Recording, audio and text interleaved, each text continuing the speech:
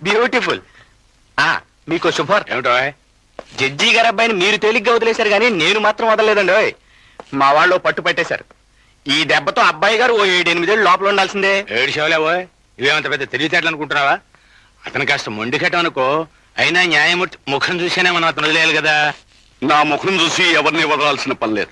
Hello న్యాయమూర్తి, ఏమిటి నీ వాలకం చూస్తుంటే కన్న కొడుకునైనా చూడకుండా మీ వాడిని జైలు పంపెట్టున్నావే? మధుమూర్తి గారు మరీ అంత సిట్టు కాదులేండి. ఆయనకి తనామన తేడా తెలుసు. అందుకని కన్న కొడుకు అడగగానే జామీన్ ఇచ్చేశారు. అయితే న్యాయమూర్తి, మీ వాడికి శిక్ష పట్టం ఖాయమంటావు. వాడు నేరస్తుడని రుజువు అయితే అంతే. అయితే నీకంటే నేనే బెటర్ అయ్యా.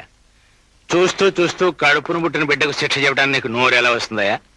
అది నీకు అర్థం కాదు పావనమూర్తి. న్యాయాధిపతిగా కోర్టులో కూర్చుంటే నేను ఒక బిడ్డకు తండ్రిని కాను, ఒక భార్యకు భర్తను కాను, న్యాయానికి అధిపతిని మాత్రమే. ఓ, ఈ మధ్య ఎదురు తిరుగుతా అనే సినిమా ఒకటి వచ్చింది చూసావా? అందులో జడ్జి గారు సరిగ్గా నీలాగే న్యాయం, ధర్మం, నీతి అని చెప్పాడు. నాకు తెలియక అడుగుతాను, ఈ 3 మాటలు తప్ప మీ డిక్షనరీ వేరే పదాలే లేవా? నువ్వెన్నైనా చెప్పు, నీ కొడుక్కి శిక్ష పడకుండా చూసే సామర్థ్యం నాకుంది. ఆ దేవుడే దిగొచ్చిన తప్పు చేసిన వాడికి శిక్ష పడి తీరుతుంది. ఏమిటయ్యా అంత ఖచ్చితంగా చెప్తున్నావు? న్యాయం అంతా నీ చేతిలోనే ఉన్నట్టు.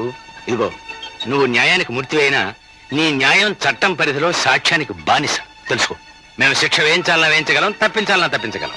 మరీ అంత మొండితనంగా మాట్లాడక పావనమూర్తి. న్యాయం నీ చేతిలో ఉందనుకోవటం నీ పెరితనం. ఆల్ రైట్, పంతానికి వచ్చావు కనుక చెప్తున్నాను, రేపు కోర్టులో నీ న్యాయం నీ ఎదుటే నీ కళ్ళ ముందే ఓడిపోతుంది.